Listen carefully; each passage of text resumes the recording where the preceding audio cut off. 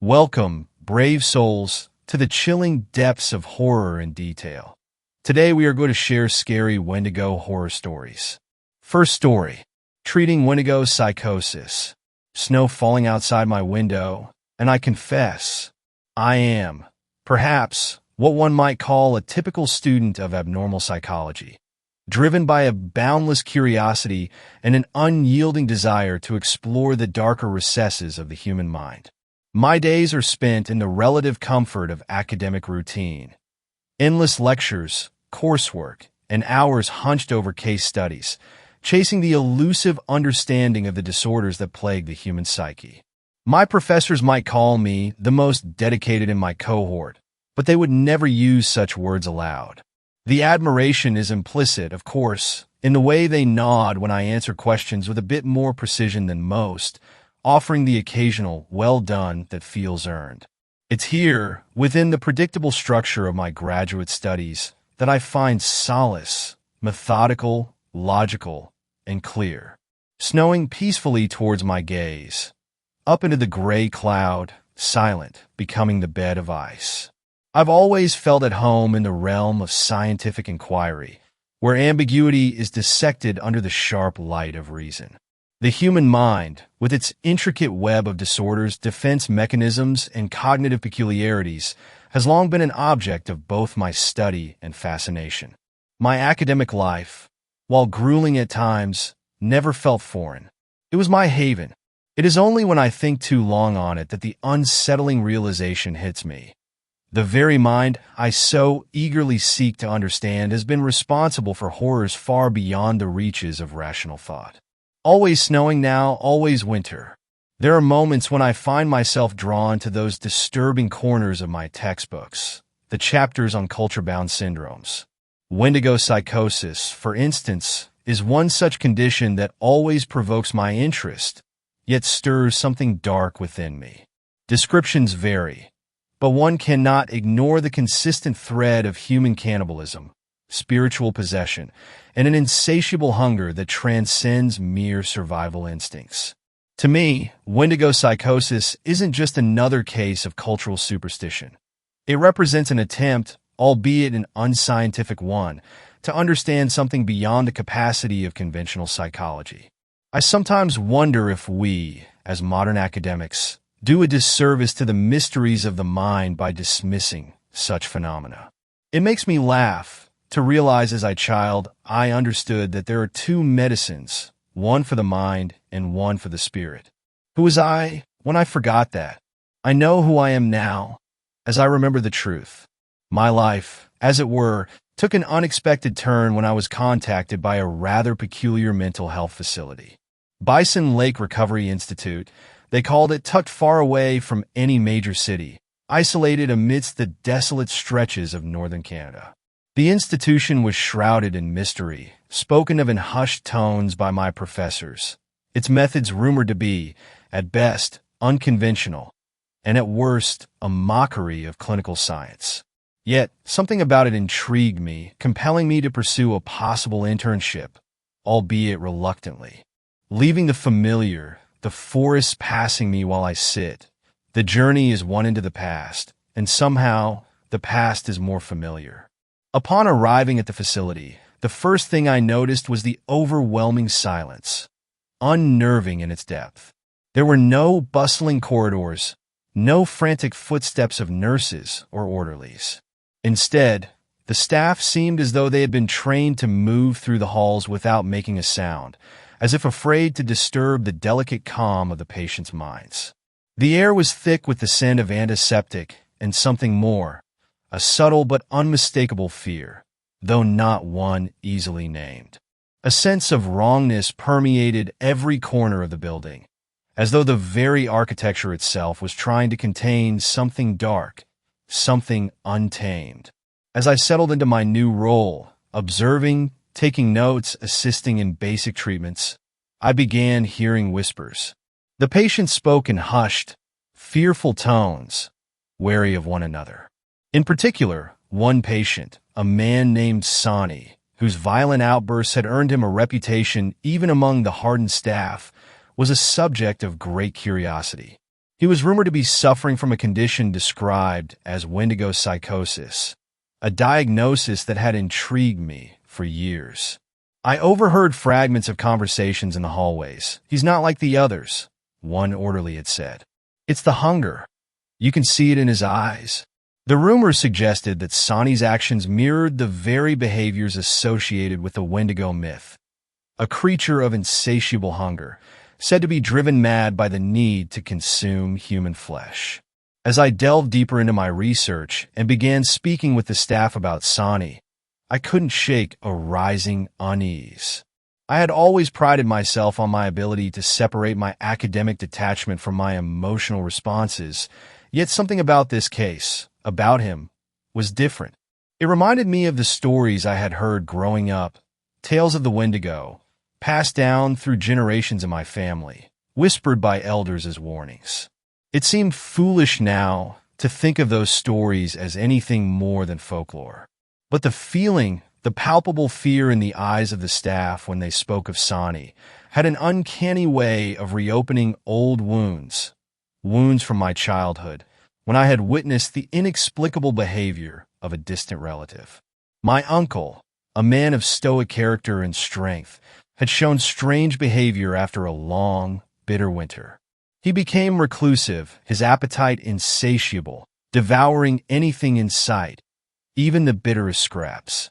I remember the way he looked at me once, his eyes darkened by something I couldn't name, as though he saw me not as his niece, but as food.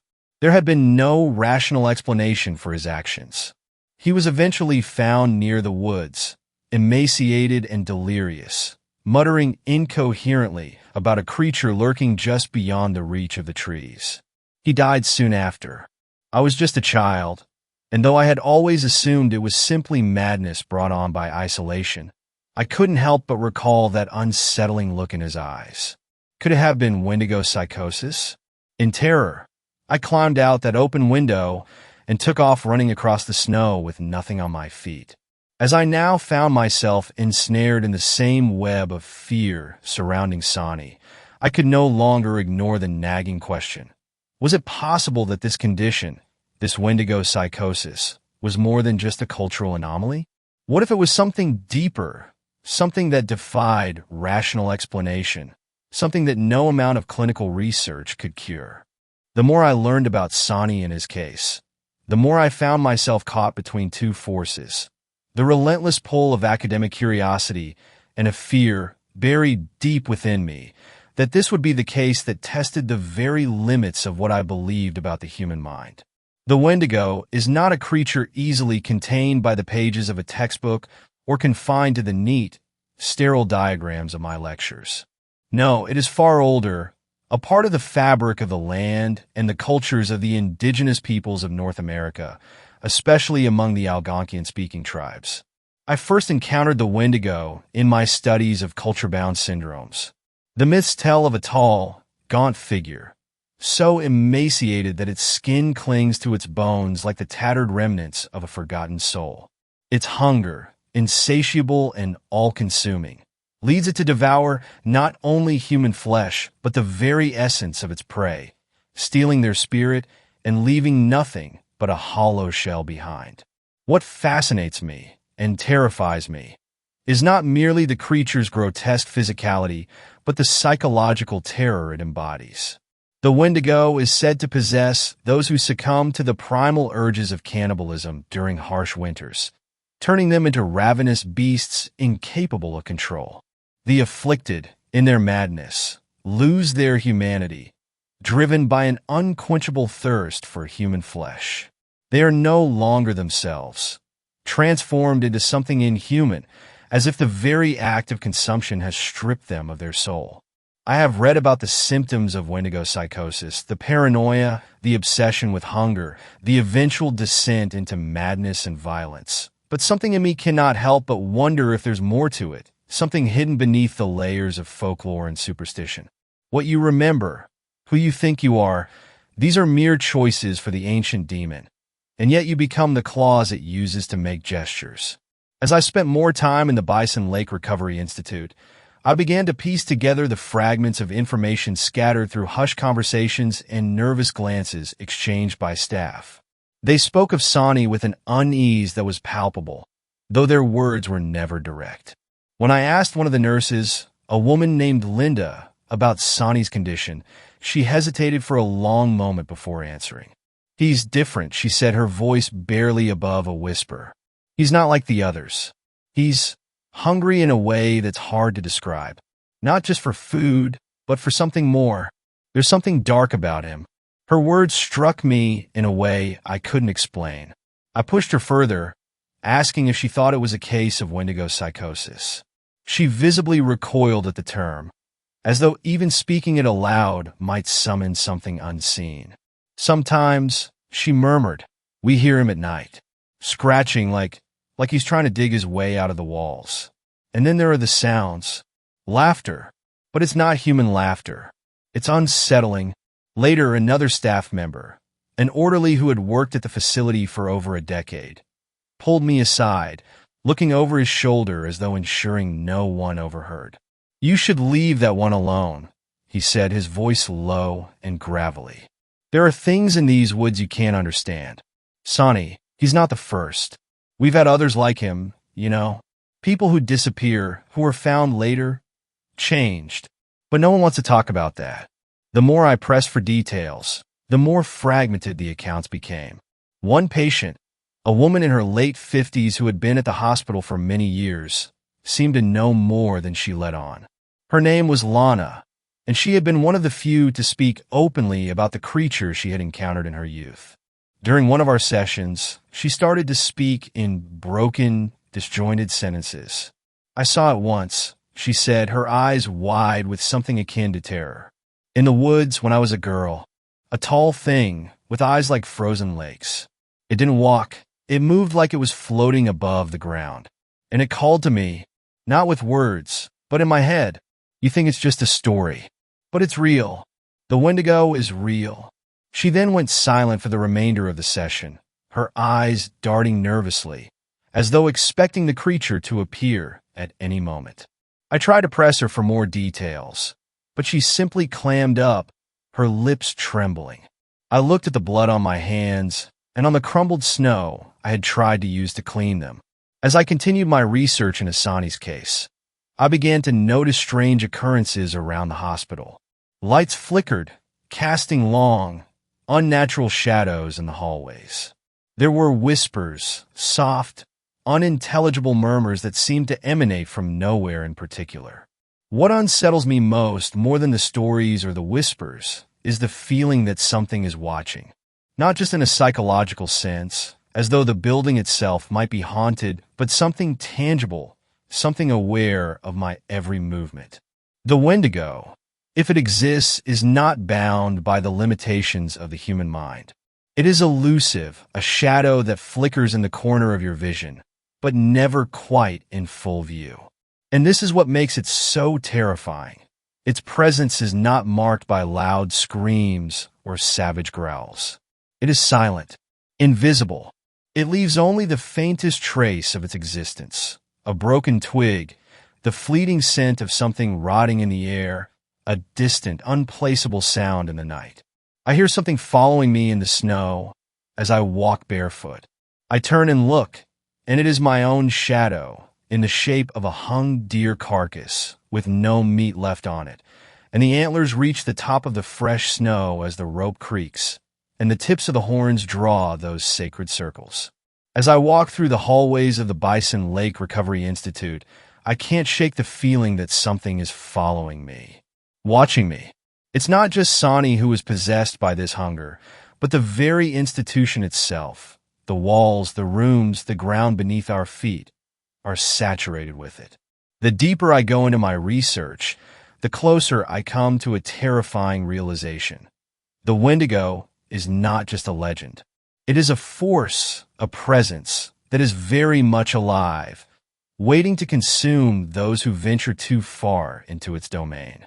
The question is no longer whether the Wendigo exists. It's whether it will let me leave before it consumes me too. The more I dug into the accounts and research surrounding Wendigo psychosis, the clearer it became The creature, the affliction, was not just a psychological condition, but a looming presence that could not be reasoned with. Its hunger was a primal force, an insatiable abyss that consumed everything in its path, not only devouring flesh, but also the soul of its victims. I could sense this truth creeping into the edges of my rationality, as if the walls of the Bison Lake Recovery Institute were closing in around me. There was no escape from the shadows of the Wendigo. What frightened me the most as I gathered information was how the Wendigo did not simply feed. It hunted, and it hunted with purpose in ways that transcended the natural world. I thought back to the readings I'd conducted, specifically John R. Colombo's Canadian folklore, where he references countless historical accounts of the Wendigo's predatory behavior. The Wendigo's influence is always present where hunger is born of desperation. He wrote, a line that chilled me when I considered its relevance to what was happening here. The Wendigo is not drawn to mere hunger. It is summoned by the depths of isolation, the darkness that overtakes those left without help, without humanity. The smell of sage draws my spirit up and lets it slowly settle into a peaceful way of sitting. The smoke drifts in circles, and in a circle the pipe is passed, using tobacco in a sacred way. As I spoke with more patience, one pattern became unmistakable. The Wendigo appeared when its victims were isolated, vulnerable, often pushed to the brink of starvation. It was no coincidence that the patients suffering from Wendigo psychosis had been cut off from their communities, exiled to this bleak facility. It thrives on desperation, on a deep, gnawing hunger that nothing else can satisfy. The terror of this discovery was unlike any other fear I had experienced. As I absorbed this knowledge, I began to see the world through a new lens. Every flickering light, every shadow cast by the trees outside, seemed to take on an otherworldly quality. The walls of the hospital were no longer mere bricks and mortar. They felt like barriers, thinly veiling something much darker, something far more ancient than I had ever anticipated. I had walked into this place thinking I was investigating a mental condition, something measurable, scientific. But the more I uncovered, the more I realized I was dealing with something that didn't adhere to any logic or understanding I had. Lana, the elderly patient, was the first to break the veil of silence surrounding the Wendigo's presence. I had asked her to describe any patterns she'd noticed in the creature's behavior, and she responded with quiet urgency. It's drawn to weakness, child. Fear makes it stronger, she said. Her voice was trembling, her hands twisted tightly in her lap. You think it's just hunger, but it's more than that. It's hunting. It knows when you're close to breaking. It knows when you're alone. I wasn't sure if she meant Sani or the Wendigo, or perhaps both. But I could see the fear in her eyes. Fear not just of the creature, but of the fact that it was stalking all of us. We were all connected to it now. It could be anyone, anywhere. Then there was the orderly's stories. One of them, a younger man named Ryan, confessed during a late-night shift that he'd heard strange noises near the woods behind the hospital. He said that on one occasion he had gone out to investigate, only to see the silhouette of something tall, too tall for any human figure, drifting just beyond the tree line. He thought it was one of the patients, or a prank, until the figure turned its head towards him. And the eyes, they were hollow. Black holes, empty voids, like the creature had no soul left at all. It wasn't human, and it was aware of him. I swear something's out there, Ryan said, his voice raw but firm. You don't get it. We're being watched, and we're not alone. I looked down at his body, his red ribs darkened by the bitter cold that howled with biting ferocity. I looked up and thought I saw the yellow eyes of wolves all around, but I realized I was only seeing my own reflection in the darkness. I couldn't stop myself from continuing to investigate, even as the terror grew stronger. The more I learned about the Wendigo, the more I understood that its presence followed certain patterns that might give us a chance to defend ourselves if we could only recognize them in time. But each realization I had brought with it a deeper, darker realization. There was no sure way to escape it. In her notes, Dr. Gavigan, in Hunger, Horses, and Government Men, discusses the connection between the Wendigo and starvation, particularly in the northern regions of Canada where food is scarce and winters are brutal. The Wendigo is tied to deprivation, not just of food but of hope. It feeds on the isolation of its victims, drawing them into its grasp when they are at their weakest, when they can no longer trust their own minds. I saw that same fear reflected in the behavior of patients here. Those who had been isolated the longest, those who had no contact with family or the outside world, were the ones who spoke of strange noises at night, of seeing shadowy figures outside their windows. Their symptoms mirrored the descriptions in the folklore: paranoia, a growing obsession with hunger, and a loss of self-control. But it wasn't just the patients. Staff members who worked too closely with these cases also began to show signs of something off. Linda had mentioned the scratching sounds on the walls, but I began to hear them too. At night, they were faint but persistent, as though something was trying to claw its way into the building. As the days passed, I started to see signs that the Wendigo was closing in on me too. I found myself thinking about hunger constantly, not just for food but for something else. A gnawing feeling at the back of my mind that grew worse as I spent more time researching. The Wendigo does not just feed on the body, but on the mind. The more I focused on it, the more it seemed to invade my thoughts, creeping in like a dark fog. The line between scientific curiosity and fear began to blur, until I wasn't sure if I was researching Wendigo psychosis or slowly becoming consumed by it myself. At night, I heard the laughter too. It was low, echoing through the halls. I told myself it was only the wind. It had to be, but deep down I knew better. The Wendigo was here, and it was coming for all of us. Sometimes the laughter was my own. Sometimes I asked who I was at that facility. I couldn't stop myself. The more I read, the more I had to know. The Wendigo had become a fixation, an all-consuming obsession that blurred the lines between academic pursuit and an existential dread I could no longer escape. I had always prided myself on rationality, on my ability to dissect human behavior through the lens of abnormal psychology. But this was something beyond even my most vivid nightmares. It was as though I were standing on the precipice of something ancient and malevolent, a force so primal that it defied reason. I started reading everything I could find on Wendigo psychosis, its historical records, and folklore. Wendigo psychosis, as defined by researchers such as Shelley Gavigan, was a mental illness linked to intense, overwhelming feelings of hunger that led its victims to engage in cannibalism. But it was more than just an eating disorder. It was a transformation, an evolution of the human mind into something monstrous. Those afflicted would experience delusions of starvation and consume human flesh, believing it was the only means to stave off death. But the horror didn't end there. The psychosis was known to twist the individual's mind, filling them with a maddening desire to become the Wendigo itself. I began to draw connections between the ancient legends and modern psychological theories, each piece of information fueling my determination to understand this terrifying condition. As I referenced John R. Columbo's Canadian folklore again, I found myself haunted by one line in particular. The Wendigo does not simply consume the body.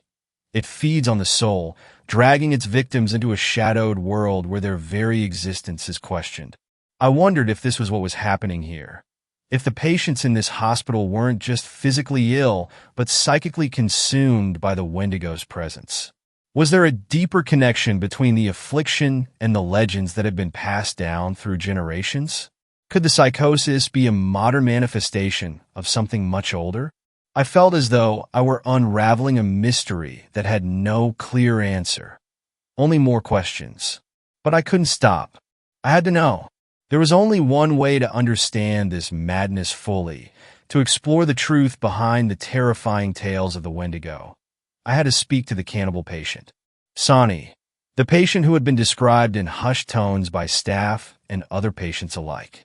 The one who had murdered and eaten his family in a fit of insanity. the one who had reportedly been found covered in blood, muttering to himself about the hunger that gnawed at him from the inside. His case had been the catalyst for my research, his existence the focal point of my academic pursuit. And now, he was my only opportunity to uncover the truth. I began preparing myself.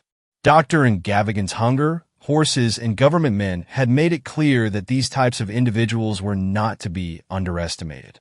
The transformation into the Wendigo wasn't just psychological, it was physical. It altered the very essence of a person.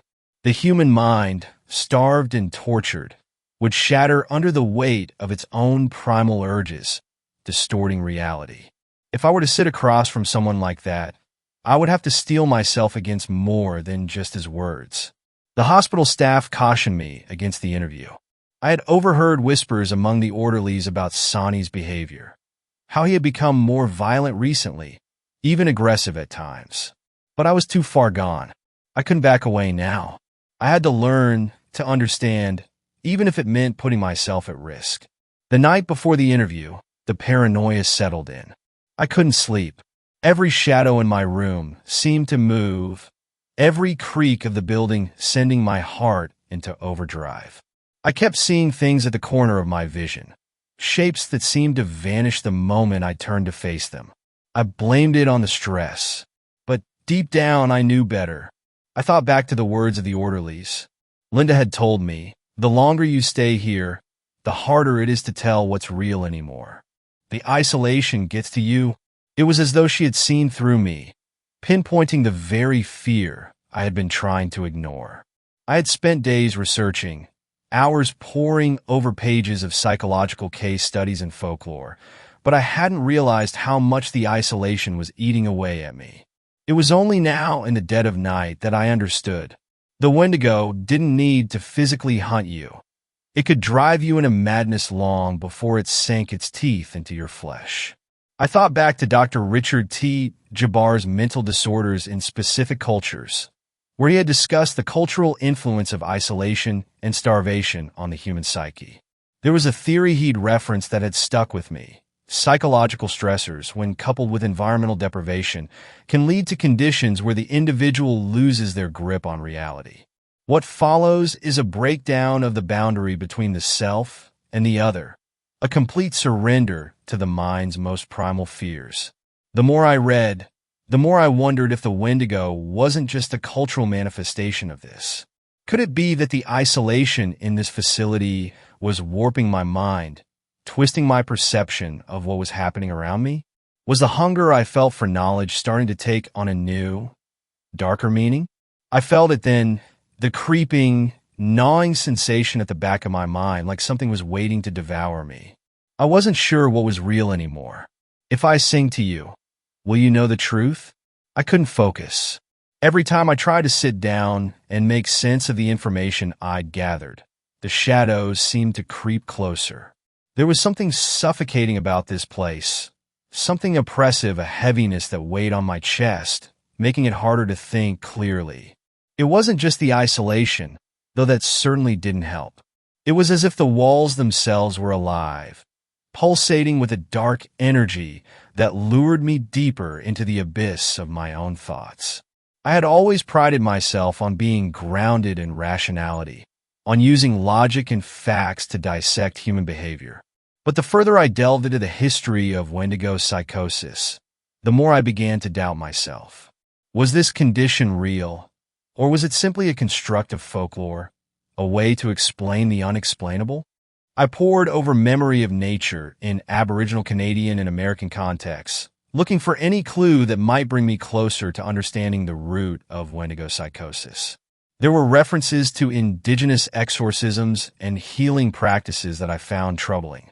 The book spoke of rituals deeply rooted in tradition, where shamanic figures would attempt to exorcise the Wendigo spirit from those afflicted.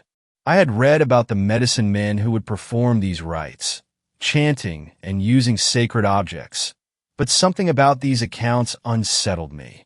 The power of the rituals seemed undeniable, yet they were described with such fervor that it was impossible not to question if the accounts were exaggerated. mystical tales woven by centuries of cultural lore. It is here I shall begin my confession, and for that I must sing. In the middle of my research, I had another unsettling experience. I woke in the dead of night to a sound that almost seemed like it was calling to me. It was a voice, but not one I recognized. At first, I thought it was just a dream, but the voice persisted, faint but clear. Come, see me, find out. I jumped out of bed, my heart racing. The voice had come from the shadows, and I knew it had come from somewhere deep within this facility. The madness of the place seemed to twist my perception, bending reality until I could no longer tell if I was hearing voices or if my mind was breaking. What was happening to me? Was I becoming like them? Like Sonny? The sacred act of confession, the sacred act of eating the Eucharist, the body of the human, a portal to the world beyond, outside the silent winter, where the key is to enter, to devour, and be free from the weight of powerlessness and death. The fear that had been growing inside of me began to bloom into full paranoia. The night had become suffocating, and the isolation felt like a physical presence that pressed against me from all sides. I couldn't escape it, couldn't outrun the darkness that had begun to creep into my thoughts. Every part of me, every cell, every instinct screamed that I should leave, but something kept me rooted to this place. The truth was just within reach. I began reading the psychological papers again. This time, I turned to Dr. Richard T. Jabbar's Mental Disorders in Specific Cultures and reread the sections on culture-bound syndromes, particularly those related to cannibalism-induced psychosis. Jabbar discussed how the individual's belief in the Wendigo spirit could overpower any therapeutic attempts. The mind of the patient, once consumed, became locked in a world of starvation and insatiable hunger. There was no cure, no treatment. In the end, it was only through the intervention of the spiritual world that the afflicted might find peace. The parallels between the research and my own experiences were becoming too much to ignore. I wasn't just studying a psychological condition anymore. I was being pulled into it. My thoughts turned darker, more fragmented, as I wondered, had I too been infected by the Wendigo? In the eyes, a kind of fire that consumes not with heat and light, but with cold and darkness. In my desperation, I turned back to the indigenous traditions. I needed something, anything, to guide me through this madness. That's when I found the passage in Hunger, Horses, and Government Men that described an exorcism, a ritual performed by a medicine man to rid a person of the Wendigo spirit. The ritual was chillingly detailed. A sacred fire would be started, and the afflicted individual would be surrounded by a circle of medicine men. The chanting would begin, slow and deliberate, as they called upon the spirits of the ancestors. A key part of the ritual was the use of sage, to purify the air, and cedar, to cleanse the spirit. But perhaps the most unsettling part of the ritual was the final step. The patient would be forced to confess their sins, to speak the hunger aloud, to accept the Wendigo inside them, and then expel it. I found myself shivering as I read, my mind reeling with the implications. Was I supposed to undergo such a ritual? Was that the key? The cold dread of my own involvement in this ancient practice felt suffocating. The more I thought about it, the more I couldn't escape the feeling that I was on the verge of something terrible. The door to Sonny's room had been left open, just a crack, and I could see a shadow moving within. A low muttering filtered out into the hall. He was speaking to himself, but it wasn't in any language I recognized. It sounded like the guttural tones of someone lost in the depths of their own mind. I stood frozen at the threshold of his door, fighting the urge to run, knowing that if I didn't confront him, I would be no better than the rest of them. The ones who had succumbed to the hunger, ravenous for the spirit, ravaged by what cannot be. It is between this life, the shedding of our bodies, our spirits into birds. With trembling hands, I reached for the handle. The darkness inside seemed to reach out to me, pulling me in. The door creaked as I stepped into Sonny's room. The air was thick, a mixture of antiseptic and something else, something ancient and raw, like the scent of decay. Sonny was sitting in the corner, hunched over, his back turned to me. I could hear the faint sound of mumbling, too soft to catch the words at first. I cleared my throat. "Sonny?" He didn't respond at first. His head tilted slightly, as if listening to something only he could hear. Then in a low rasp he spoke. "Come closer. You want to know, don't you?" His voice was strange, distorted, as if there was another presence behind it. I hesitated, but the pull was undeniable. Slowly, I stepped into the room, the sound of my footsteps loud in the silence. Sonny turned to face me. His eyes were wide, unblinking, but there was something off about them. The whites of his eyes seemed unnaturally bright, almost glowing, and his pupils were dilated, swirling with an unsettling hunger. "You've been reading about me, haven't you?" he whispered, his voice dripping with something dark and knowing. "About the Wendigo, about the hunger, about the thing that's waiting inside." I shuddered. My heart thudded in my chest, but I forced myself to remain calm. This was what I'd come for, what I'd been preparing for. "Yes," I managed to say, trying to steady my voice. "I've been trying to understand. What is it, Sonny? What's happening to you?" He tilted his head to the side, and for a moment I saw a flicker of something in his expression, something that almost resembled a smile. But it was twisted, grotesque, like it didn't belong to him at all. I'd know the hideous thought. I'd put it into words to make my memory fade. "I will confess what my thoughts know. You will understand, or it will consume you. You think it's just a sickness, don't you?" he murmured. "A simple psychosis. But it's not. It's a calling. The hunger is a voice, a hunger that eats away at your soul. It doesn't just consume your flesh. It consumes your very essence." He reached up, his hand trembling as he brushed his lips with his fingers. "It's calling you too. I can see it in your eyes. You're just like me. You want to feel it, to understand it. You think knowledge will keep you safe." I felt my pulse quicken. "That's not true. I just need to know what's happening to you. What I am, you are too.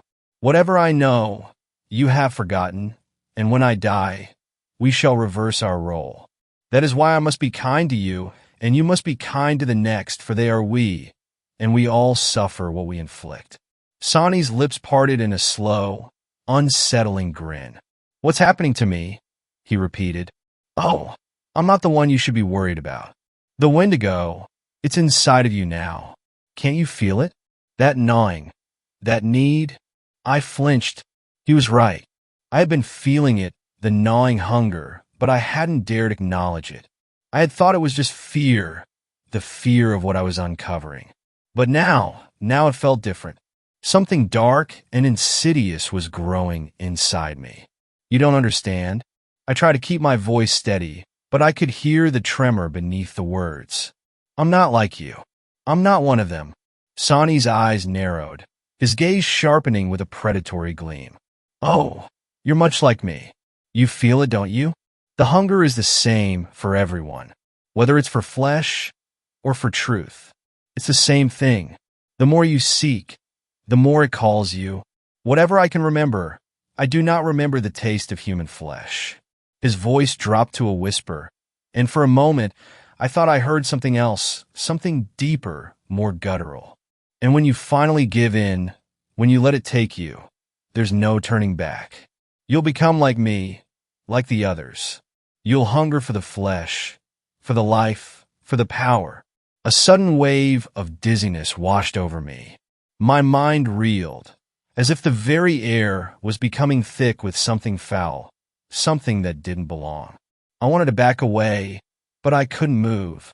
He reached out, his fingers curling like claws, and I felt my body freeze in place.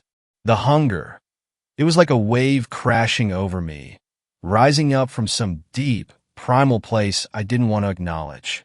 In isolation, human depravity, the family stares at him, shaking, with his back to them. They look helpless, their mouths slightly open in muted terror. I've seen it, Sonny whispered, his voice now low and velvety, like a serpent coaxing its prey. The Wendigo is not a spirit. It's a beast, a thing that can take over your mind, your body, your very soul. It waits until you are weak, until you've starved yourself, not just of food, but of humanity. I swallowed hard, the words cutting through me. How? How do I stop it? Winter approaches, the dreaded season of death. White silence, when the song of creation is forgotten, and the darkness glows as the moon knows the snow is white. Sonny's grin grew wider, his teeth sharp and inhuman. You can't stop it. You're already too far gone. But you can embrace it. Become it. Just let go. In the darkness, shivering.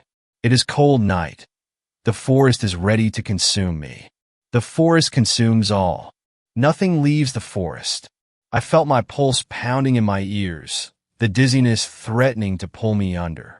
The room was spinning, and for a moment, I thought I saw something moving behind Sonny, something shadowy, like a dark shape that loomed in the corners of my vision. But when I blinked, it was gone. In the name of God, most holy, I cast thee out, demon. You'll understand, eventually, Sonny whispered, his voice becoming a low growl. The hunger will take you like it took me, and you'll never be alone again. I am living woman, and I've never seen snow where I live. My people are as old as yours, and I am the sister of your shaman. I know it is my responsibility to bring my strong medicine. I couldn't breathe. My mind was a whirlwind of panic and despair, but some twisted instinct, drove me to act. I stepped back, my feet moving on their own as I scrambled for the door. As a child, I placed my bare feet in the snow, and I laughed. I heard Sonny's voice calling after me, a mocking, guttural laugh that echoed in the room, sinking deep into my bones. Run, run, but you can't escape the hunger. It's already inside of you. My name was like a howl in the night, and I could not escape the call. I was running across the snow, across the ice, and my feet burned, and I ran faster and faster. And it was as though a bird of prey gripped me in its claws and lifted me for distances as I ran, as though I would become airborne. I left the room, the door slamming shut behind me. My body was trembling, every part of me alive with an electric fear that felt like it was crawling under my skin. The ancient demon takes a piece of you and replaces it with a piece of itself. It does this again and again until you are not you anymore. I must ask for help. I must ask the man I know who sings like wind. He will help me if I tell him I will confess in the darkness, under open skies, while the sacred fire burns. I stumbled down the hallway, barely able to focus on anything other than the sound of my own breath, shallow and frantic. The fear gnawed at me, but it was more than fear. It was hunger.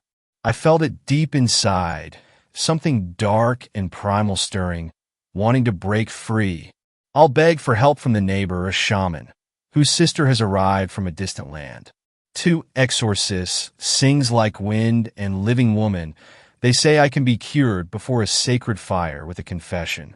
I couldn't escape the memory of Sonny eyes, those glowing, predatory eyes. The words he had spoke rang in my mind, like a curse that wouldn't let go. Where was I when they found me, wandering near my childhood home? How could I have walked barefoot through the snow? I could feel it inside me now. The hunger. The thing I had been studying for months, had written papers about, researched obsessively. It had consumed me, and there was no turning back. Sings like wind and living woman stopped dancing and placed both pieces of the broken cedar staff across each other in front of me.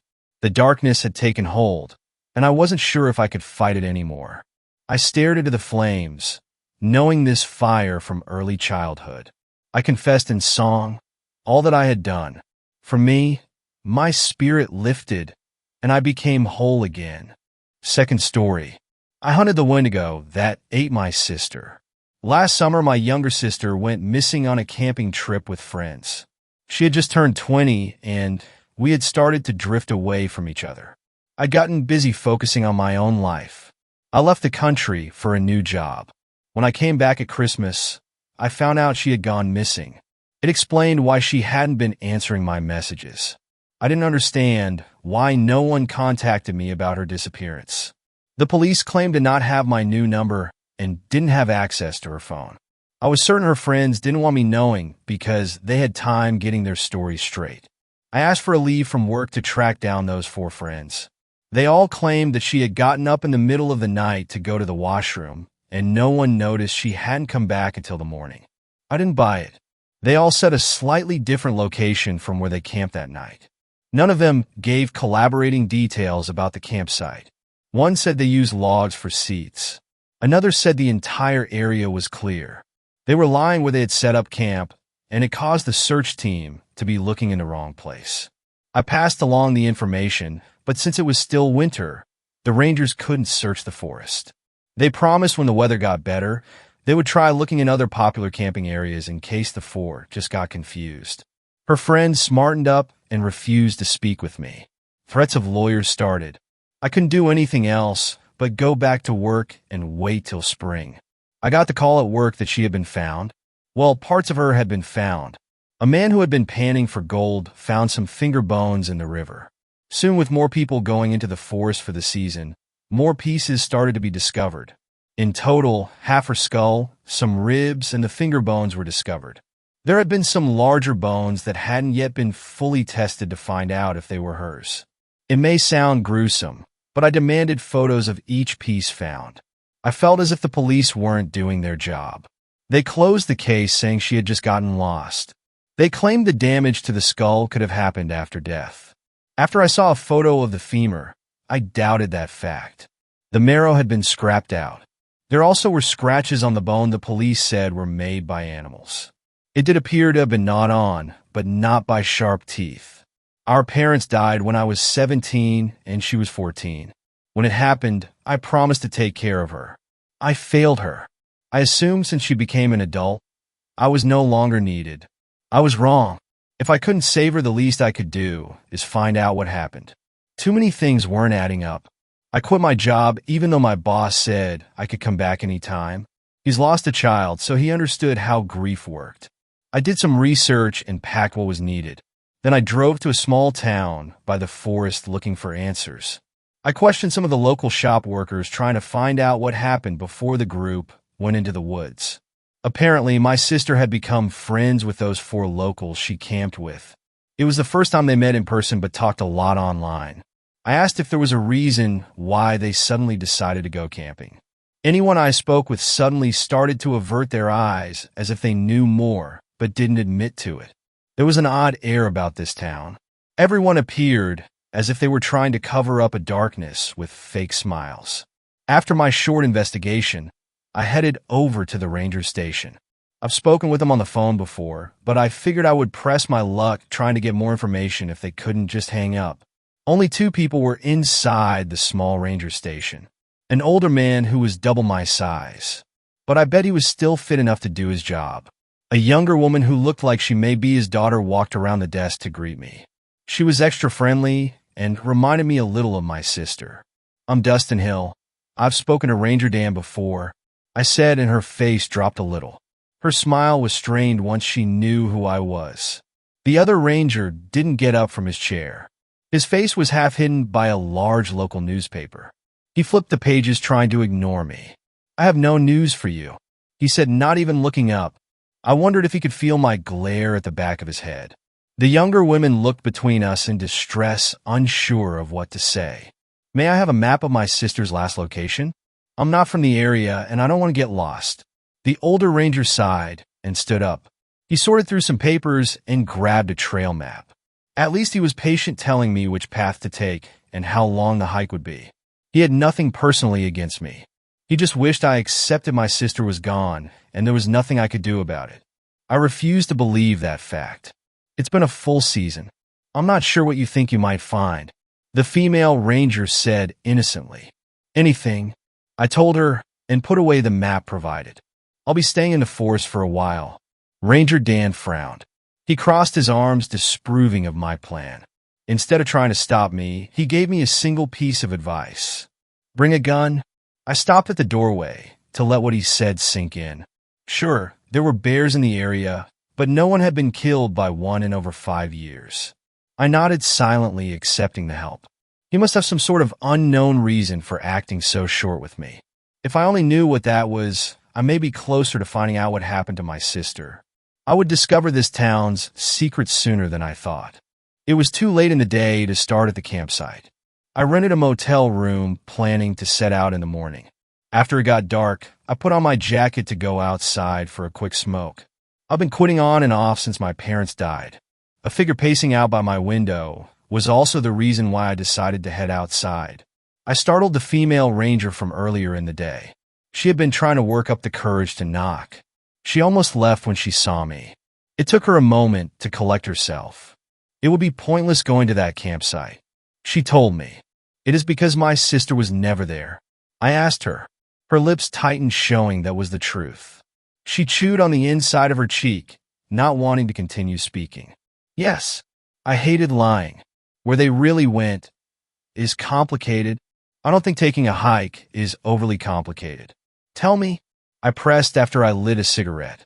My voice had grown cold after my sister died. I only cared about finding out the cause and nothing more. I think my harsher demeanor unnerved a lot of people. They went to Rosethorn Cabin. It's a local legend around here. She started. My sister had always liked ghost stories and urban legends. She didn't know what she wanted to do as a career yet. The last I heard, she held down a few part-time jobs while trying to figure out the rest of her life. Had she come here because she wanted to write about legends? She had always been good at writing. 10 years ago, the 2 children of the mayor went to their cabin late in the season. A massive snowstorm hit. From what I heard, there was a misunderstanding where they were staying. It was a month before anyone figured out they were stranded in the cabin. When a small rescue team arrived, they found the son in good health, but the daughter was nowhere to be found. She let the implications sink in. It was a tragedy that didn't need to happen. But what does the death of a girl 10 years ago have to do with my sister? So, no offense, but I don't care what happened to them. I harshly said. After what happened, the mayor tried to pay people to keep quiet. The son went back into the woods to live in the cabin. Some people say it was to get away from people accusing him of a crime, but others claim something else. That he, became a Wendigo.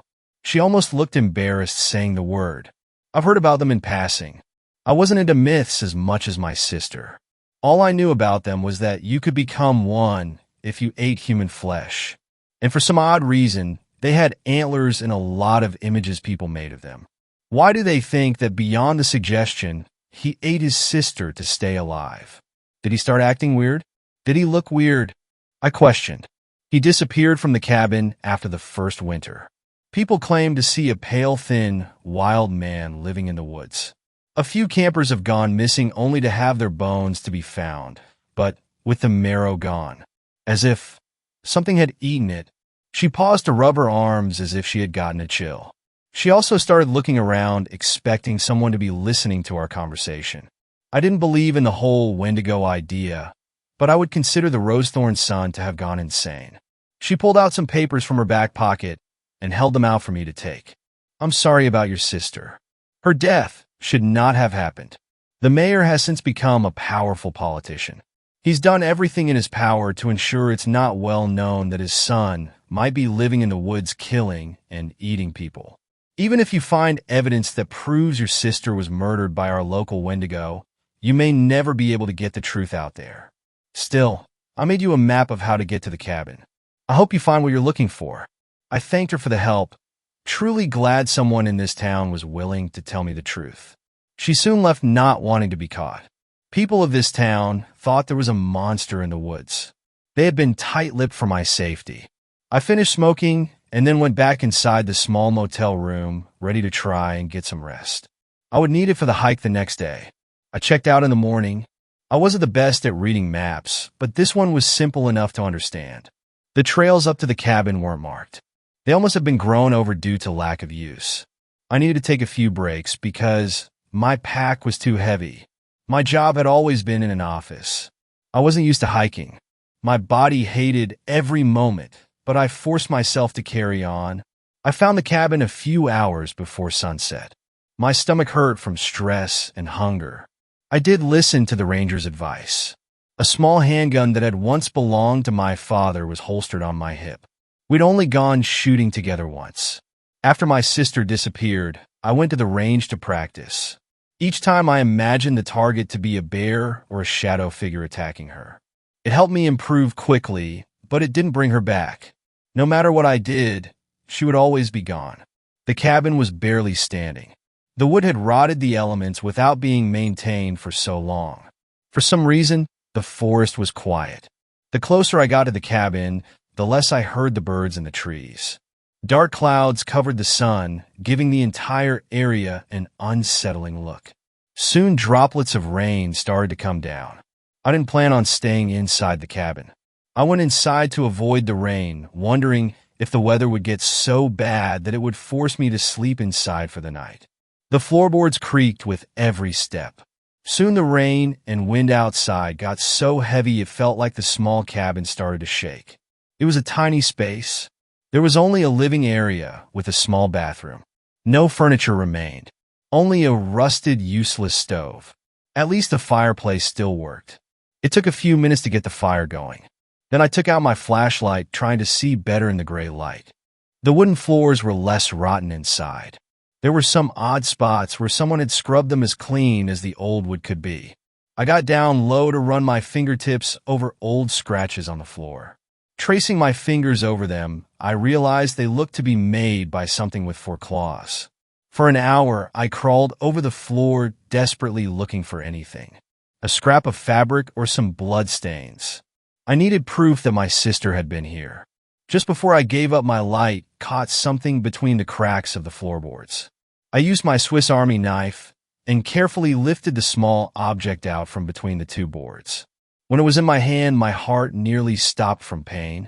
I held a small silver letter charm. When my sister graduated, I bought her a bracelet that you could add charms to. The first one was an L for Lexi. She hated going by Alex, but as a big brother, I used her full name to annoy her. I gave her the bracelet to apologize for not respecting her name and promised to be better. I expected to get emotional finding something of hers. I'd been almost numb since I heard about her disappearance. Even thinking her name almost felt to be too much. But now, I only felt a deep heat inside my chest. The charm was put away somewhere safe. I didn't care if whatever was in the woods was a Wendigo or a guy who just lost it. I was going to kill him. The storm outside picked up. At some points, the thunder and wind made the entire building tremble. I didn't want to be inside if the roof came down, but I wouldn't be able to see if I went outside. My stomach was too stressed for dinner. For hours I sat, facing the door with a blanket to try and keep away the early spring chill. I planned to stay out here for as long as my food held out for. I didn't need to wait that long. When the storm started to die down, an odd smell came into the air. I buried my nose in the blanket, trying to avoid it. It grew so strong my eyes started to water before I started to get adjusted to it. When I was younger, a trash bag broke when I tried to take it out of the can. Inside were some freezer-burned steaks we had thrown out along with other food waste. This smell was similar but much more pungent than days-old rotten food sitting in the summer heat. Since the rain died down, I could hear the footsteps from outside getting closer to the door as the smell grew. My fingers tensed, ready to draw my weapon. So, very slowly the door started to open, creaking as it did so. A tall, thin figure took a single step inside the cabin. My eyes had long since adjusted to the dark. Because of this, my body froze in fear, seeing what had just entered the cabin. He wore scraps of dirty, stained clothing. The lips were torn away, revealing pale gums. This person had no muscle mass and looked to be a walking skeleton with a thin layer of skin clinging to their bones. Long, dirty fingernails gave the bony hands a dangerous appearance. For a moment, the eyes appeared to glow white, causing my heart to skip a few beats. When it met my eyes, it smiled and inhaled a rancid breath. I snapped out of my trace. Within a second, I threw off the blanket and started firing. Even in the dark, I should have hit him at such a close distance. I lost count of how many times I pulled the trigger. Dark blood that appeared black poured from 3 bullet wounds on its chest, and yet those long legs covered the distance between us, showing not an ounce of pain. It fell on me. I kicked, threw punches, and did everything I could to get that vile creature away. To my horror, it started laughing. My arms were pinned down by strength it should not possess. I've never felt so scared and helpless before. "You smell like her," a low voice rasped. I felt as disgusted as I was angry. I hated this thing with every single fiber. Amused, he brought his face closer. The stench was almost overwhelming. Thick blood dripped onto my clothing, soaking through. Strangely, it felt ice cold. This terrifying creature couldn't be natural. "Are you jealous?" He spoke through rotten teeth. "You loved her, and yet I was the one to eat her.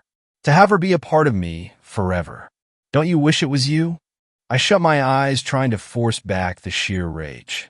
A chill ran down my back as my mind thought of something I tried to hide from. That I had nothing left of my sister. Everything she left behind didn't feel like hers. Not even the charm I found. She was gone from this world, and I couldn't seem to find anything to hold on to. A sound came from myself I first assumed was a wild animal outside. I forced everything into my arms to throw off this creature. It tried to recover and claw at my face. In my fury, I lashed out and bit down so hard on one of its fingers that my teeth ripped it off. I spat out the foul thing, the blood almost like acid in my mouth. He reeled back in pain long enough for me to grab the blanket. In one swift moment, I tossed it over the creature's face, blinding it long enough to grab the pistol I had dropped in the earlier struggle. Pressing it to the creature's skull, under the blanket, I fired until it was empty. More dark blood started to soak the material. With burning lungs, I crawled away, waiting for the thing to move again. Surely it was dead. It needed to be dead. And yet it sat up, black stained blanket still over its face. Was I just seeing things? "Do you still love her?" It spoke in a garbled voice. "Shut up," I hissed. "She's still here." It raised pale, thin arms as if trying to offer something. I shook my head, trying to refuse what I was seeing. "I love you because she loved you. I took her into myself. We can all be together. Don't you want that?" Rage boiled over. A heavy-duty flashlight sat waiting on the floor next to my pack. I grabbed it in a blind rage. The first impact against the creature's skull painfully ran up my arm. After that, I don't remember much. Not how many strikes I brought down. Not when the flashlight broke and when I switched to my fists. Or when I broke my fingers from punching down as hard as I could. All while that monster laughed. I eventually collapsed. Body and mind wore thin. When I woke, the light of dawn crept through the dusty windows. For a moment, I thought what happened had been a dream. When I sat up, I found the beaten body of the creature where I left it. I considered burning down the entire cabin with the body inside. My hands were so ruined from the beating that I couldn't light a fire. Instead, I dragged the body into the woods and then kicked leaves to cover as much of him as I could. When my hands recovered, I was coming back to set a much-needed fire. The hike back was brutal. Either I hid my broken hands well, or the owner of the motel didn't care. I knew I couldn't go to a hospital for my injuries. I just collapsed in the motel bed, trying to fight back the pain long enough to rest. A few hours later, a knock at the door dragged me from my nightmares. I almost didn't answer it, just in case there was something wrong with my credit card. I opened the door wondering if I was going to be kicked out. Instead, Ranger Dan was on the other side holding a first aid kit. He silently walked inside. I let him work on the cuts and broken bones, and was relieved it wasn't as bad as it felt. There were 2 sons, you know. He started not looking up from his work. The oldest son wasn't at the cabin with his younger siblings. He blamed himself for what happened and killed his younger brother. Then, the strangest things started to happen. He grew sickly and distant. Soon, he left town for the cabin where his sisters had died. We all knew something wasn't right with him, but we didn't know how bad it was until the bones missing the marrow showed up after some hikers disappeared over the years. I chewed on my cheek, tasting blood. These people had known for years about the monster in the woods, and they had done nothing. My sister, my dear Lexi, was dead because of that. I sat grinding my teeth in silent anger. Are you heading home or somewhere else? The ranger asked in a serious voice. At first, I didn't know what he meant. I had killed what took my sister away, but I didn't feel as if I had a home to return to. It would be impossible to just go back to my regular life after this. He spoke again, and his next question made my body turn cold. Are you hungry? I was starving, which was to be expected because I hadn't eaten much in almost 2 days. This hunger was different. It hurt so deep down inside it should be impossible. Like a black hole had opened in my stomach. Why did you never kill what was in the forest? I asked in a shaking voice. For once, he answered my question. It can't be killed. He finished up his task and left the room, not even looking back. Once he was gone, my body started to shake. I was cold. So damn cold. No amount of hot water from the shower helped. Something was wrong with me, and I didn't want to admit it. I'm going back into those woods. I need to burn a Wendigo. But I didn't want Lexi to have died without anyone knowing what happened to her. I may not be able to come back out of those woods. Honestly, I would like to believe my mind snapped from the intensity of what happened. But didn't people say crazy people don't know they're crazy? I knew the vast, empty hunger was insane. I knew this cold running through my body wasn't natural. And I know sane people don't start chewing layers off their lips. I'm scared of what I'm becoming. Crazy or a Wendigo. Either way, I love my sister, and fire should solve this problem before I pass it on to someone else. Third story. Wendigo. When I was in my first year of college, I lived with my mom by ourselves. My dad had passed the year before, and we moved out of the house shortly after. I was glad because I had suffered a lot of paranormal trauma growing up there, and was glad to get out. One night, I was driving home on Highway 111 North after youth group, and I saw something that still bewilders me. It was lightly raining that night. Mist crawled across the road from the cow fields on either side. The lights from the few gas stations nearby were reflected in the wet asphalt. I was driving about 3 car lengths behind a dark minivan with nobody else in sight on the roads. All of a sudden, I saw the van swerve to miss something in the middle of the road. I was going too fast and the road was too slick to miss it. All of a sudden, I saw framed in my headlights and silhouetted in the glowing red brake lights of the van speeding away a tall, muscular man with the upper shoulders and head of a buck. It was like a minotaur but a deer head instead of a bull and glowing red eyes. I clenched and braced for impact and then passed right through the figure. It was like it dissolved right into the mist. I'm used to swerving to miss deer at night, but I should have nailed this thing on the driver's side. Nothing. I was too afraid to look in the rear view mirror as I gassed it and sped home. I was only a couple of miles away, which was both comforting and terrifying at the same time. I raced in the door and locked it behind me. I told my mom, who laughed it off but was disconcerted at my pale, clammy complexion. I only later found in research a being described like what I saw. The Wendigo, a Native American legend that was terrifying to me as a child, but I had never heard it described like this. I had never heard of any creature like this until that night on a dark Highway 111 that I will never forget. Fourth story. Possible Wendigo encounter. First-time poster, long-time lurker. For some context, I live in Jersey in a somewhat wooded area by the bay. There is a small patch of woods that separates my house from the home behind us that you can easily see through to their backyard, and our neighbor on both sides have fences. The one on the left has a full fence that spans the length of the property, and the neighbors on the right have a fence that goes down halfway the property, so you can see into their backyard. We have never had any issues with the wildlife aside from some coyotes in the area, but they have never entered our property. I usually have to leave early in the morning before the sun comes up, and this particular morning was no different.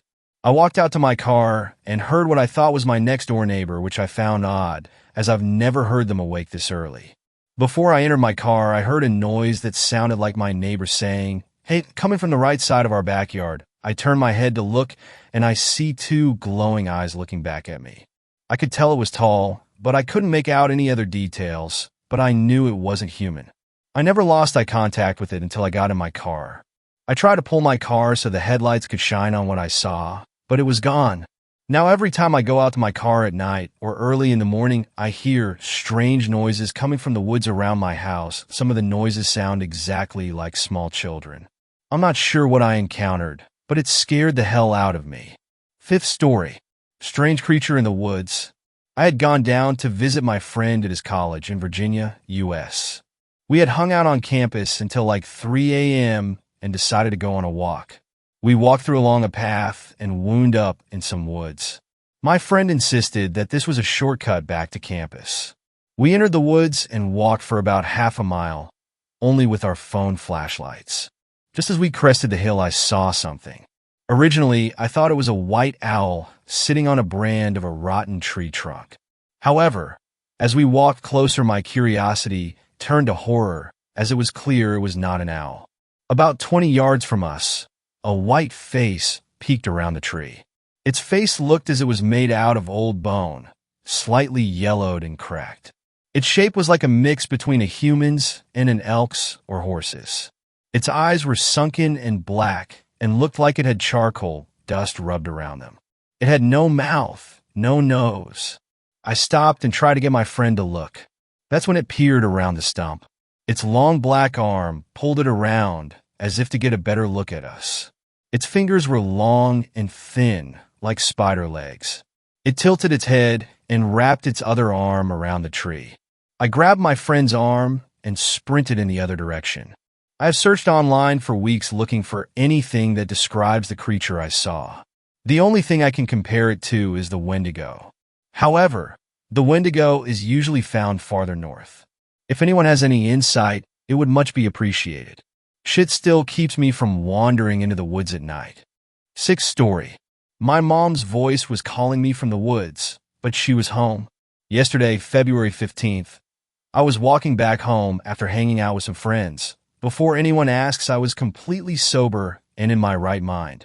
I've never been afraid to walk alone in the dark. I'm quite tall and intimidating looking from a distance, and I always bring a pocket knife when I know I'll be walking in the dark. Anyways, I was walking past some woods on the way back to my house, and I heard my mother's voice call, "Gabriel, help," from inside the woods. I immediately recognized her voice and turned to look into the woods. She kept calling my name over and over. I couldn't see anything. It was far too dark to see through the trees. "Mom," I called back, heading towards the woods. She sounded like she was in trouble and scared. I assumed that she had gone for a run like she did every night and somehow got lost in the woods. Then I realized it couldn't be her. She had texted me only 10 minutes before, asking me to come home soon to watch my little sister so she could go on a run. I stopped dead in my tracks and called my mom. The voice in the woods still calling my name and getting more frantic by the second. She picked up, and I immediately asked her if she was in the woods. She said no, she was back home with my little sister. I swear to God, as soon as she said she was back home, her voice stopped calling my name from inside the woods. I was overcome with a wave of dread and fear that I had never felt before. Something in the woods was trying to lure me in using my mother's voice, and it knew my full name, not just my nickname, which made things even scarier because the only person who calls me Gabriel is my mom. I immediately turned and ran faster than I have ever run before back home. When I got back home, my legs felt like jello and my lungs burnt. I opened the door, and there was my mom sitting on the couch with my sister. I would think this was some sort of prank, but my mom isn't one for pranks, and even if she was, there is no way she could have gotten home before me without me seeing her. My only question is, what was in the woods? Seventh story. I'll never go hunting again. I am a bow hunter, and I like to still hunt, which is when you dress in full camo and walk through the woods rather than sit in a tree stand. Last October, I was coming down a hill into a marshy area. It was kind of late and enough so that the side of the mountain was covered in shadows. I live in PA, where our mountains are completely covered in trees, and it gets dark fast. When I get to the bottom of the hill, I noticed that it was completely silent, no sounds at all, and I felt the hairs stand on my arms, but I've been creeped out before in the woods, so it wasn't too big of a deal. I kept on. I've been hunting in this general area before, but I've never went down this hill. I continued creeping through the woods. Mind you, I am walking very slow, so you can barely hear my footsteps because deer are hard to sneak up on. And then I hear a voice call out for me from behind a thicket of small trees. Help! My name, come over here. I'm in trouble. Help! And I swear to God it was my brother's voice. But my brother lives in Nevada, so it couldn't be my brother, and it said my name. It only took me a second to realize something wasn't right, and when I did, I ran faster than I ever have in my life. Only my dad knew where I was hunting that day, and the area is huge. No one would have found me there, and he is too old to have played any tricks on me. But something out there knew my name, and it sounded just like my brother. I don't know the hell that was, but I don't think I'll ever be going back to the woods again. Maybe I'll move to the desert with my brother, where at least I can see everything around me. 8th story. Not sure if it was a Wendigo, but something odd happened. When I was 8 years old, both of my parents worked full-time. My dad was predominantly on third shift at his job, and my mom was an elementary school teacher. We lived literally right up the road from my grandparents in a very small town. It was getting close to my 9th birthday when I contracted strep throat and scarlet fever. I was severely sick, could barely speak, had the first case of cold sweats that I remember in my life, and could barely pull myself out of bed to even use the restroom.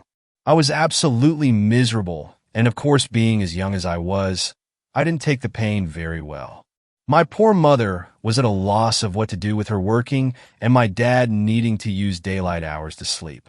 The first day I was sick, perhaps it was a Tuesday, my birthday would fall on a Friday.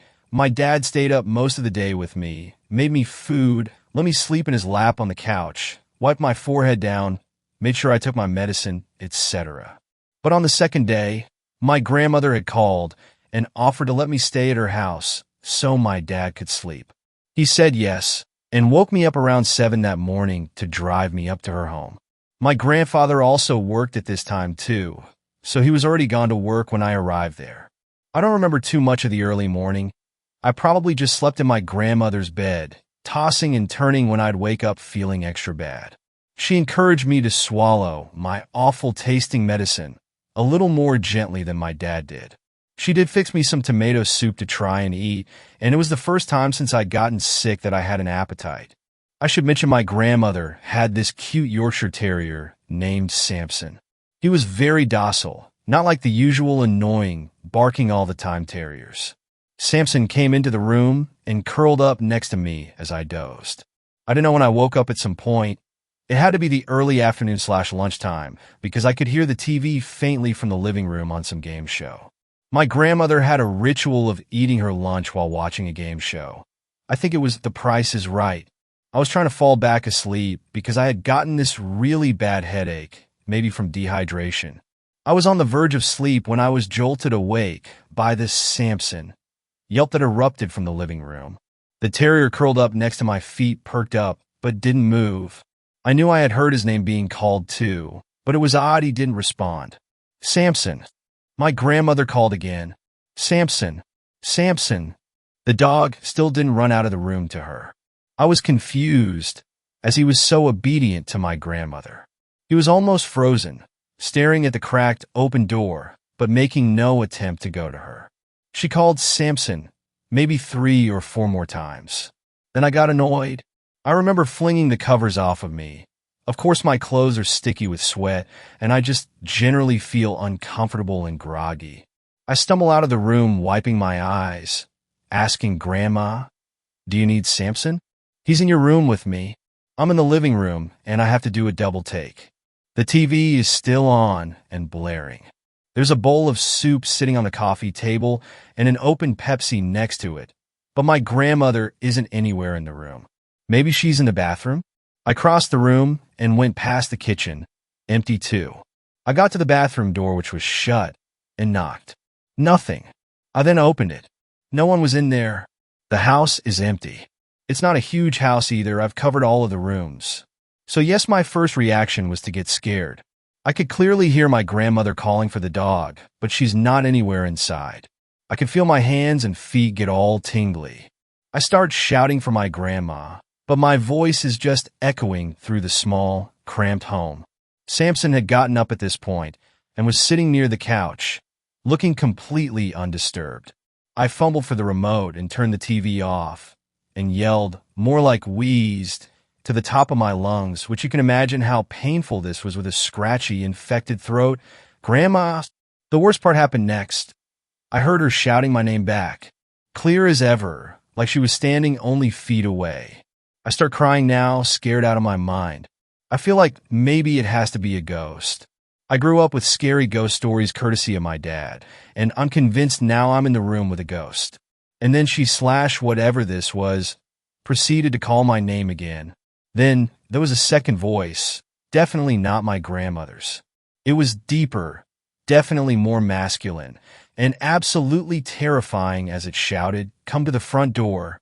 I did not do that. Instead, I made sure to run back to my grandparents' bedroom, lock the door, and pick up the telephone on their nightstand. I called my own home phone, and my dad's sleepy voice answered. Through a barely comprehensible voice, I managed to croak something like, "Daddy, there's someone in the house, and I can't find Grandma. She's gone." My dad, of course, said he jumped out of bed, grabbed his Swiss Army knife he kept in a drawer next to the bed, and ran down the road to the house in his PJs and bare feet. He ran up to the front door, jiggled the handle, it was locked. So he made his way around, and since he knew the garage code, just punched it in and got inside. A quick sweep of the 3 rooms of the home showed no one was in there. It's not like there was really anywhere to hide. I ran out of the room once I was sure he was there and began bawling in his arms. He kept reassuring me there was no one here, and then asked if I didn't know where Grandma possibly was. I said I hadn't, and explained I'd woken up to her calling for Samson, but she hadn't been anywhere there. This was back when cell phones were definitely around, but there were no iPhones, and my grandparents certainly wouldn't have been buying them anyway. My dad had one, but not on him at the time. I could tell he was trying to keep calm, so he just said we would need to go back to our house. I was sure he was probably going to call the police at that point just because my grandma still hadn't popped up and her car had been in the garage when he got in. If she'd left, she'd gone on foot. We hadn't even made 2 steps out of the driveway when from my grandma's neighbor's house, my grandma was strolling out, chatting to the neighbor. She saw my dad and then me, crying my eyes out, and immediately ran over to see what was wrong. She was super apologetic. She said she'd stepped out right when she'd heated up her soup to go see her neighbor, who'd called about looking at something my grandma was going to buy. My grandma had figured I was asleep, and she'd only be gone for 10 or 15 minutes. At first, people may have assumed I was feverish, therefore delusional, but I still stand by what happened. I know for a fact I was definitely alone in the house, save for Samson, but the voices I heard were real. For a while, I was hesitant to go back to my grandma's house because this happened in the middle of the day. I later read stories at school about wendigos, or creatures that would disguise their voices to lure people. This was the closest explanation I could ever form about what I heard. I never shared to anyone that I thought it was for sure a wendigo, and chalked it up to maybe just a ghost. I'm close to my 20s now. Last year was the first time I shared this story fully to my grandpa, who used to just say the fever must have made me had bad dreams. We were sitting on the front porch of the house, smoking cigarettes and exchanging anecdotes. When I finished telling him, for the first time, he looked sort of disturbed about it. He finally put his cigarette out and just stared out into the road. Then he cleared his throat and looked over at me. "You know," he said slowly, "some funny things used to happen around that time. In the middle of the night, I'd wake up to take a piss or something. When I'd first sit up in the bed, I could hear your grandma sleeping away, snoring." He chuckled, but his face grew serious again. "Anyways, I'd always hear her calling for the dog. I tried to remain looking calm, but my voice still shook when I asked him, even when she was sleeping. Sleep talking?" "No." He shook his head. "I heard her calling from outside, maybe the living room. I didn't know, honey. She'd call for the dog. She'd call my name. All while she was really sleeping next to me, sleeping like a baby." "Have you ever told anyone?" "No, I don't want to scare her. She's real scared of ideas like ghosts and stuff. That's why when you were younger and that thing happened, I told her just to remember you'd been sick, fever and all. Probably having nightmares." He looked gravely at me. "Don't repeat this to her, please, honey. She's really not the type to be scaring." Of course, I wanted to cry. I had this itchy, creepy feeling suddenly about being at the house. Grandpa, do you still hear it sometimes? Oh yes. He was now reaching into his breast pocket to get out another cigarette. Every night, but you just gotta remember not to do what it says. Even the dog figured it out. If it says to come to the door, you stay away from the door. If it says, I don't know, come here, you just stay still in the room until it quits calling. With that, he asked to borrow my lighter again. Ninth story. Camping in mid-Michigan. So about 3 years ago, I went camping with my girlfriend, now ex, as she had always expressed interest, but never had been. The spot we went to is in the Huron National Forest, and is my go-to trail/camp spot as it's hidden deep in the forest, and the access to the trails is close and easy for ATVs, etc. My family has been going to this spot for about 6 years, and my friends that introduced me about 10 or so years. We went for a weekend trip, and I'm glad we didn't go any longer. When we got there, everything was going well, except we did notice a group of people that were hanging out next to our campsite, but they were just stargazing and ended up leaving. Then around midnight is when the weird stuff started to happen. At first it sounded like someone was laughing at us, but the laugh never ended and got very high-pitched and sounded as it kept going. After a while we both got kind of scared and went into the tent to try and sleep, and then that's when the laugh/noise moved up higher and then started to circle the campsite. After a while of that happening, it just suddenly stopped and then started again around 3 a.m. When it started again, the fire was going out. So when I went to stoke the fire with my shotgun in hand and turn on my flashlight to see if maybe I could see any coyotes or something around the campsite, but I didn't see anything or hear any movements below. This went on until 6 a.m. and then stopped, and that finally when we were able to get some rest. After we woke up, we checked around the campsite and didn't see anything out of the ordinary, so we packed up. Once we were packed up and good to go, I go to start my vehicle, and it's completely dead. That really freaked me out as I'm always paranoid about leaving things plugged in that kill the battery, and made sure everything was closed properly and unplugged, yet somehow the battery still died. I was able to get a jump from AAA. That phone call was hard to explain, and the lady who took the call didn't believe me, but at the end we both laughed. After that happened, I told my friend who had shown me the campsite and also has a cabin in the same forest, roughly 25 miles away from the campsite, about what happened, and he got freaked out. He told me about 2 incidents, which he has had, one at the campsite and one at his cabin. At the campsite, he stated that one night after we had all returned from trail riding and went to bed, he stayed up to hang out by the fire and have a few drinks. While he was hanging out, he was just looking off into the distance and saw a pair of eyes up in the trees looking directly at him. He described them as bioluminescent eyes, and he flashed his high-power flashlight at them, but there was nothing there. And as soon as the flashlight turned off, they were there looking right back at him. So he packed up and went right to bed. He didn't tell us because he didn't want to scare us. At the cabin, he was hanging out with his brother, and they were both just chilling by the fire outside when they both saw a pair of eyes looking at them from a trail that leads into the woods. They stated that at the height the eyes were looking at them, whatever it was had to be 7 feet plus tall. They started shooting at it with their rifles, 230-30s, and the eyes disappeared, but once they were done, they reappeared and were closer. At that point, they both freaked out and got back in the cabin, and they did not leave until daylight. We have no idea what this could have been, but all felt very scared when these events were happening. After we all talked about it, one of the brothers thinks it's a Wendigo. SP? I don't really know what it could be, but I haven't felt that scared since. 10th story. A group of friends encountered a Wendigo.